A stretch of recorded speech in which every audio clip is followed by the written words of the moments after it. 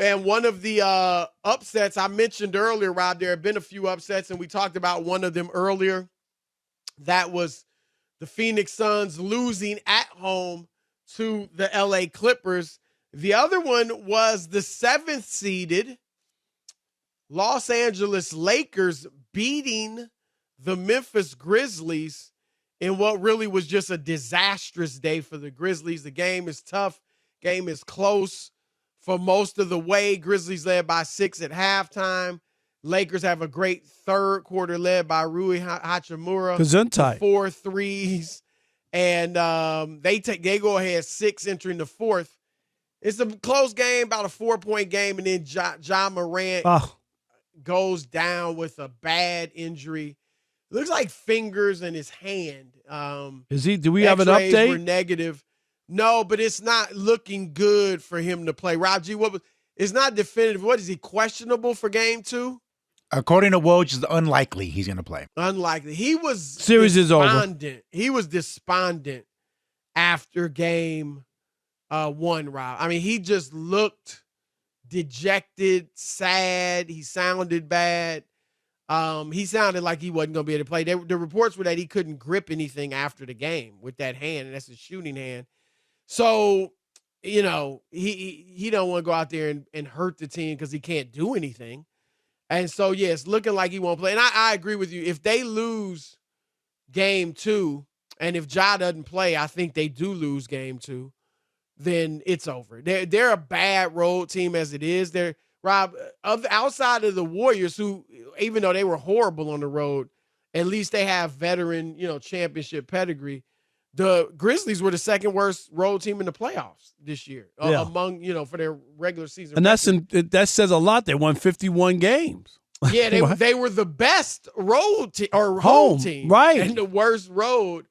And so to go to LA down 0-2 with either without your best player, Rob, or with him banged up and, half of himself against LeBron and AD, yeah, it's if he's out, this thing is over.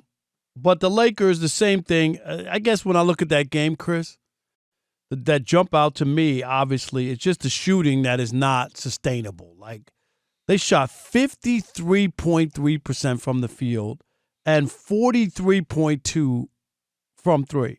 I mean, those are lights out. When you get a performance, as you talked about, Chris, off the bench, what do you get, 29 points off the bench?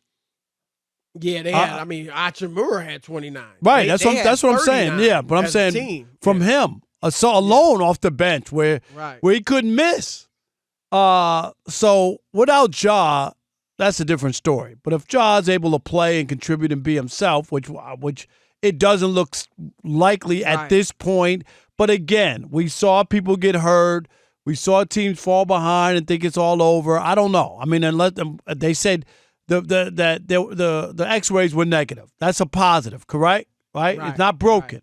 Right. If it's broken, he ain't playing, and it's over. So let me ask you this way. Since we both agree if Ja's out there and they're done, the Lakers played extremely well. Does this change your opinion that you said they were Fugazi last week? Does this change your opinion on that? Nope. They're still Fugazi? They're still Fugazi to me until further notice.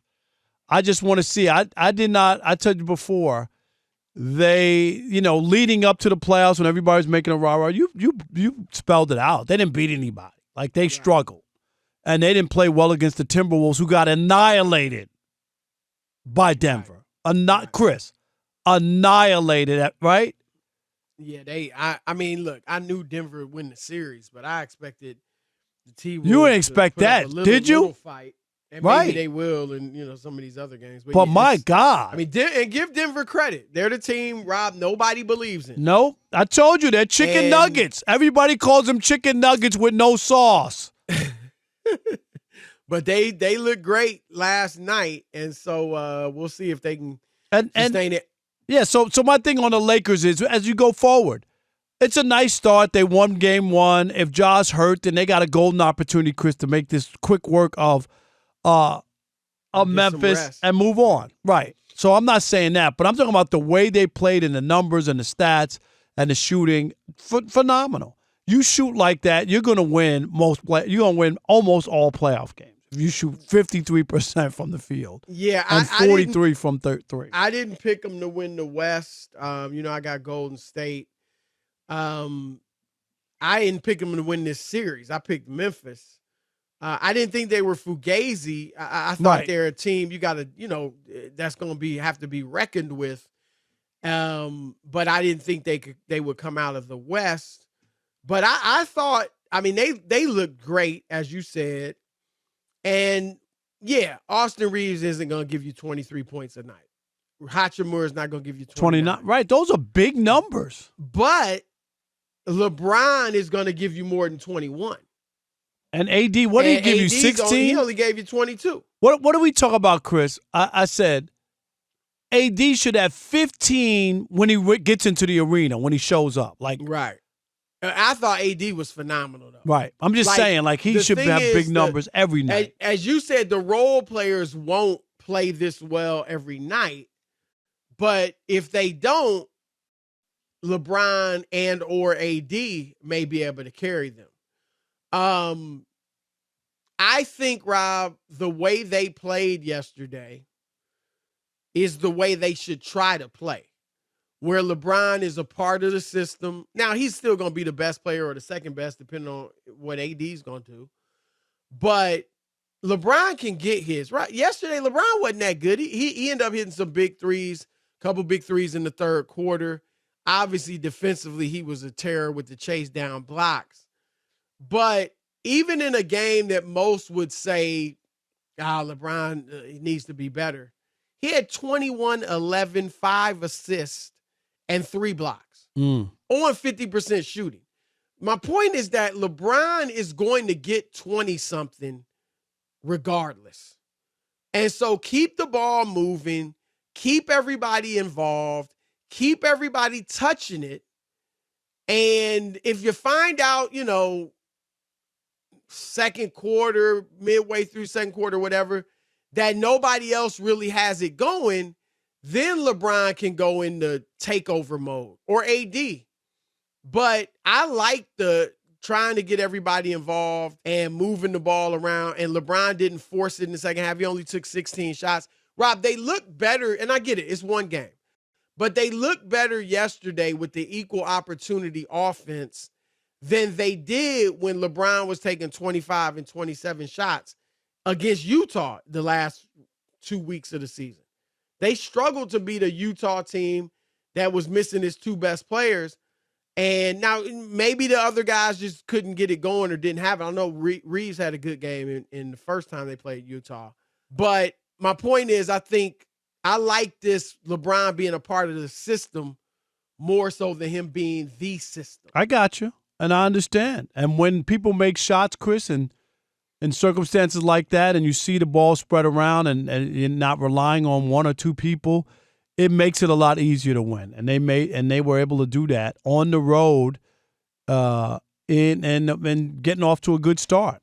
They were 4.5-point underdogs in that game, and they won by what, 14 or something? 16. 16? It was 16. obviously closer than that. Yeah, it was closer than that. Yeah, and then at the end. So, it's going to be interesting as this plays out. Are you burying the Suns already after one game? Are you burying Memphis after one game? Are you burying Milwaukee?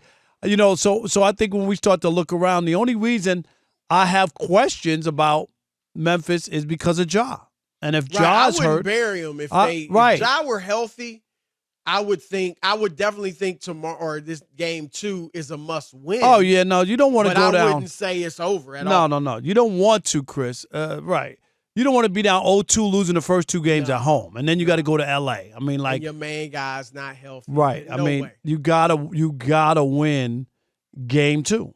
I think it's the same thing. And I know it's a little different. Obviously, they're playing at home. But if you're the Warriors, Chris, do you want to give the Kings that much? No, you want to win this game, and I think they will win tonight. I'm just saying if they lose, it's not impossible, game, right? And I don't even think it's, some situations. I'm trying to think of a series. You would say, okay, they still got a shot, but like you'd say never, right? It's not over, but man, right? Because we've seen it happen too many times in playoff series, and that's what people got to be careful. Like, don't count your chickens before they hatch. Because we remember, I mean, the one that stood out of late, recent, is when everybody was crowning Chris Paul. Do you remember that after they were up 2-0? I mean, it was a coronation. Finals. Absolutely. It was, oh, God, Chris Paul. And, they won both games by double digits, Chris. And it was Devin Booker's the next Kobe Bryant. Give Chris Paul his flowers. He's the top 4 point guard of all time. Blah, blah, blah, blah, blah, blah, blah, blah, blah. And what happened? Yep. If I'm not mistaken, wasn't Brooklyn up? I know they had some injuries, but I think they were up 2-0. That same season. They were up 2-0. They destroyed Milwaukee. They destroyed Milwaukee in game 2. They won by like 35. You remember that? And then Kyrie got hurt, I think, Chris, in game 3. And they lost a close one at the buzzer, right? But yeah, they lost that in 7. That series. Yep. So, I wouldn't even. I mean, this is the Golden State team, Rob, that came back down 3-1 on. I mean, they're a little older, obviously, but on Kevin Durant and Russell Westbrook. So this is a team that's not going to fold. They're not going to lose confidence. They're not going to pack it in. So I really, again, especially going home for the 2 games, I definitely don't think they'd be out of it if they lost tonight. But you certainly don't want to do that. In fact, Rob, if they win tonight, they take control of the series. All they wanted was a split. All you want is a split. Exactly. So